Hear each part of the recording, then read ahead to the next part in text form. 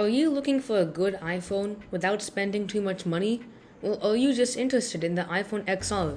Hey there, I'm TechnoThorn, and today let's find out how the iPhone XR holds up in 2022. The iPhone XR's design is solid and holds up pretty well today. In the front, we have a 6.1-inch LCD display with rounded corners and a notch, which contains a 7-megapixel front-facing camera, Face ID sensors, and an earpiece. Although the bezel is slightly thicker than OLED iPhones, it doesn't look bad by any means, especially when compared to home button iPhones of the past. On the back, we have a single 12-megapixel camera and a quad LED flash below it.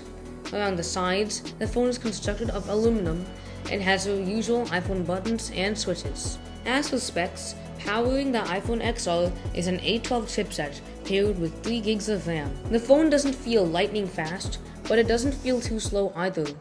On camera, it looks laggy, but that's just because in this portion of the video, I was filming at 24 frames a second. Sorry about that. The iPhone XR is also rated IP67 water resistant for up to 1 meter, although I wouldn't submerge the phone into water, as over time, the adhesive around the phone will wear down. Most models that you'll find online will have 64 or 128 gigabytes of storage.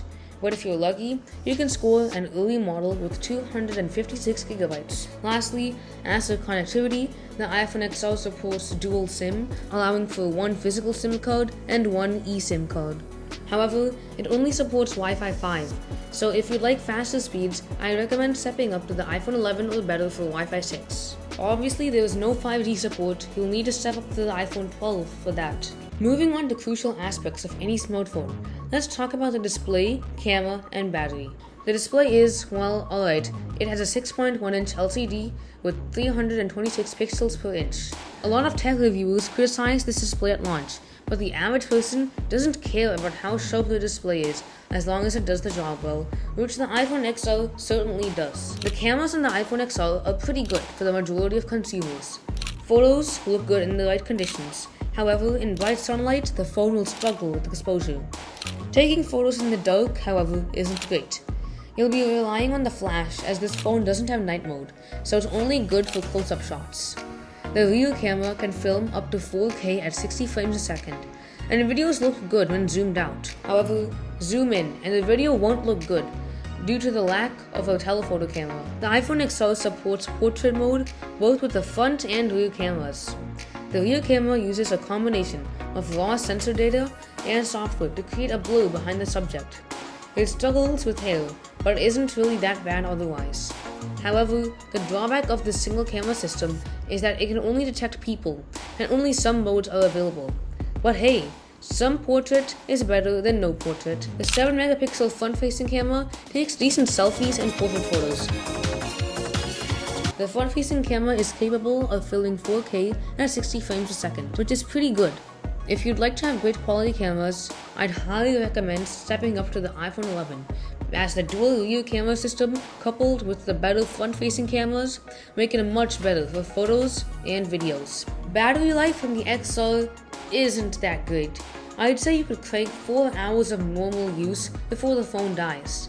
Batteries degrade, and as Apple hasn't sold the XR officially for nearly a year now, most of these phones will have degraded batteries. I'd highly recommend replacing the battery on your XR once you get yours for $70, as it makes a huge difference, not only with battery life, but also with performance. Turning our attention to features, the iPhone XR has a lot. Because this phone has the A12 chipset, it supports most of the features introduced in iOS 15, including visual lookup, animated weather backgrounds, new detail in maps, microphone modes, and more. Furthermore, the iPhone XR supports most of the new features in iOS 16, such as continuity camera and new lock screens. For the most part, the iPhone XR has enough features for the vast majority of people, although I hardly doubt that future software releases will be more like security updates, as hardware requirements for new features stack up. Using the phone daily feels fluid, with no stutters, fast animations, and decent performance.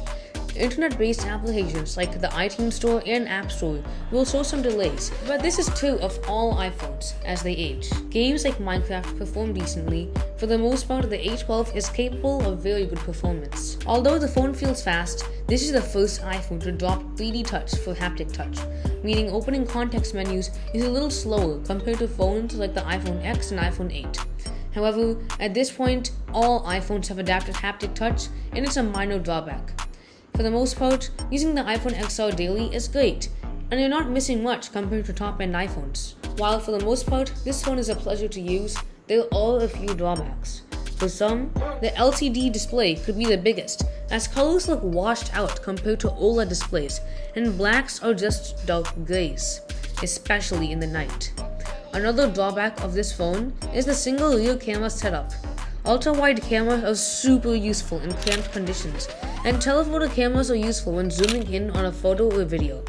The iPhone XR has neither, which doesn't help much when taking photos or videos. However, there is one huge bug with the iPhone XR that makes taking photos and using the phone feel slow and buggy. If you rapidly press the shutter button to take photos, things instantly slow down. The phone becomes non-responsive and laggy for a few seconds, and it's just a bad experience. This shouldn't be too big of an issue for most people, but it's something to keep in mind before you draw your conclusions. Although burst mode kind of alleviates this issue. But should you buy the iPhone XR? Well, I think the answer depends on who you are and how you use your iPhone. Two major competitors to the iPhone XR are the iPhone X and the iPhone 11. The iPhone X can be found anywhere between $200 and $300, depending on the storage and configuration that you pick.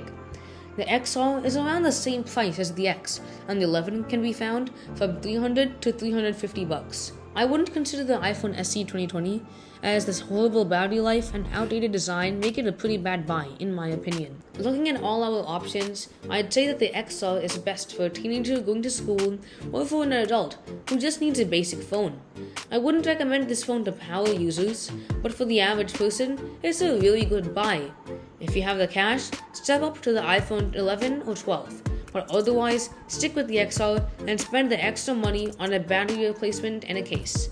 If you value displays, build quality, and the telephoto camera over software features and speed, consider an iPhone X. Overall, the XR is still a great iPhone to buy in 2022 for the average user, and I would still recommend it to people that just want an iPhone to do the job. For those of you that own an iPhone XR, how does it hold up? Do you like the phone? Are you considering an upgrade? Let me know in the comments below, and leave a like if you enjoyed this video. I'm really interested to hear what you have to say. I'm TechnoThorn, catch you next time.